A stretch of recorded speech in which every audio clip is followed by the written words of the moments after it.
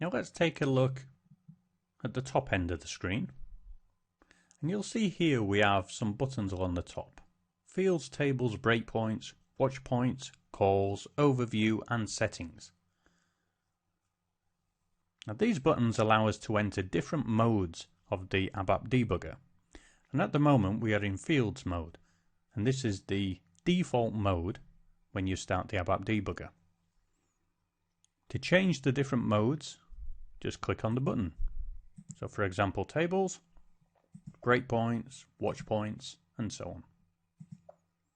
So we'll stay with fields and just start to explain the buttons that you see just above those mode buttons.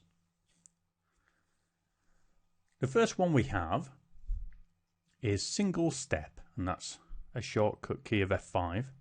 And what this allows us to do is go through our program line by line. So in essence, a single step at a time. So either press the F5 key or press the button, and you'll see that we are executing the program line by line. Now the next button we have is the execute button with the shortcut key of F6. And the execute button allows us to execute independent sections of code that our program may call. So for example, function module or forms. This option is very handy because if our program uses existing sections of code already created in an SAP system and we know them to be correct, then there's no need for us to actually debug them. We would just want to execute them and then carry on debugging our program to find out what the specific issue is in our code. And moving on, we have the return function. That's with a shortcut key of F7. Now the return function is somewhat of a life-saving function if you forget to use the F6 execute function.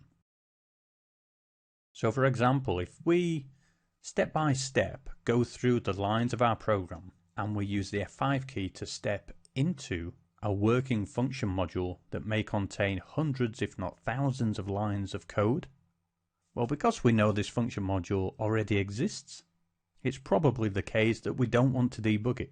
So we don't want to be sat there pressing the F5 key going step by step until we finish that section of code and get returned to our program.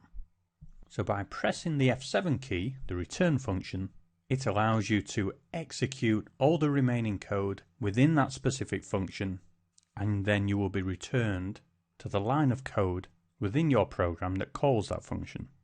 And once again, you can continue then going on debugging your own program. So remember the return function. It saves you an awful lot of time when you make that mistake of stepping into a function module that already works. The next option we come across is the continue option.